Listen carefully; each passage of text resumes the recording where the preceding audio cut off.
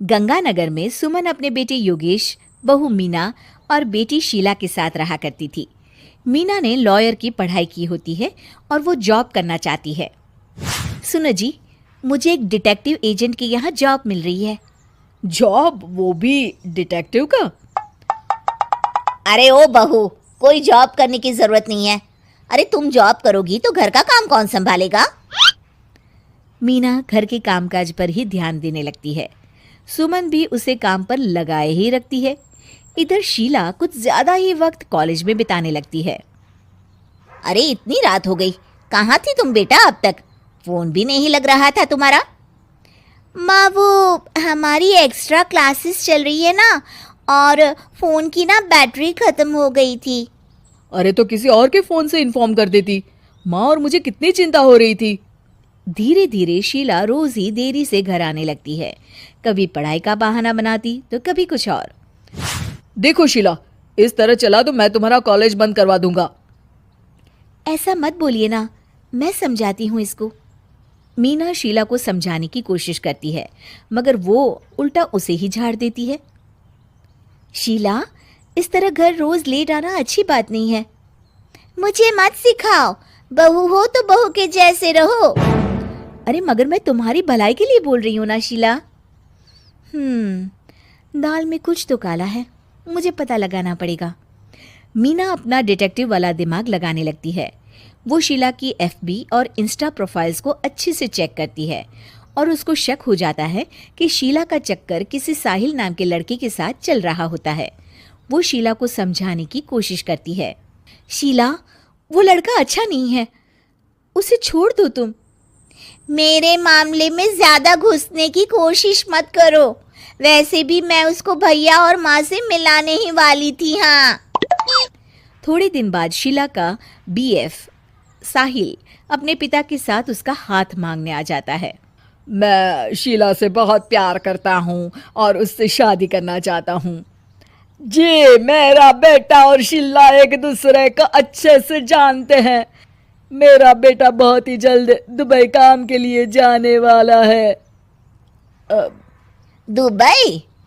हाँ, मेरी नौकरी लग गई है वहाँ। अगर आप लोगों को ऐतराज ना हो तो हम इन दोनों का रिश्ता कर देते हैं।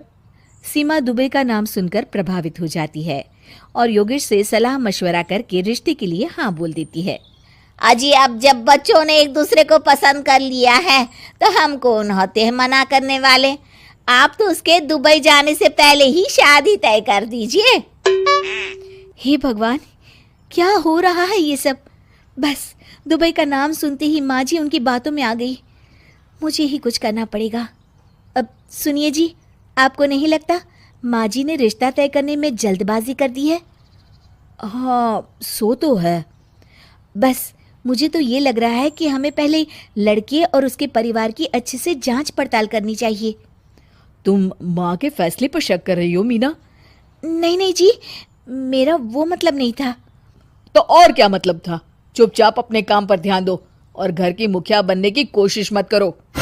हे भगवान, ये ऐसे नहीं मानेंगे, मुझे ही कुछ करना होगा। मीना अपना डिटेक्टिव माइंड लगाती है और साहिल और उसके परिवार के बारे में पूरी तरह से जांच पड़ताल करती है।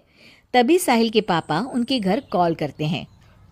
जी, वो साहिल की दुबई जाने की टिकट करवा रहा था। अगर आप हाँ बोले तो शादी होते ही शीला भी उसके साथ ही दुबई चली जाएगी। अरे नेकी और पूछ पूछ जरूर करवा दीजिए। ठीक है ठीक है, वो ना थोड़े पैसों की कमी पड़ रही थी। आप बस 1 लाख रुपए ट्रांसफर कर दीजिए हमारे अकाउंट में। जी जी जरूर, बेटी की खुशी के लिए कुछ भी। मीना सब सुन रही होती है। माँ जी, ये आप क्या कर रही हैं?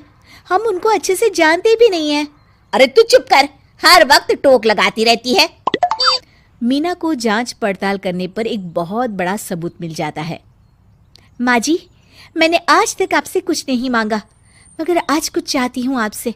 अरे बोल भी दे। वो मेरी एक दोस्त है ना जिसका नाटक है, मैं चाहती हूँ आप सब भी चले वो देखने। अच्छा, बस इतनी सी बात? ठीक है।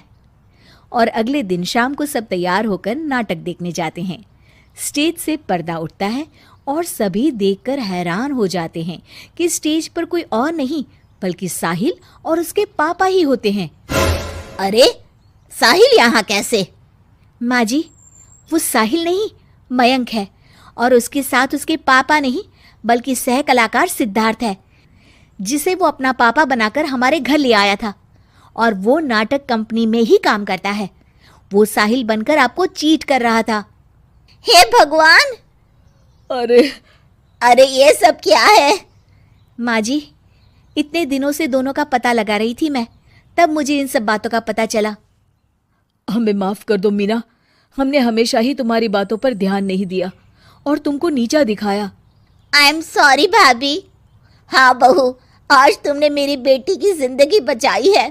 तुम तो सच में डिटेक्टिव हो, डिटेक्टिव। ऐसा मत बोलिए माँ जी। अरे नहीं बेटा, हम लोग हमेशा बेटी और बहू में अंतर करते थे, मगर अब से ऐसा नहीं होगा।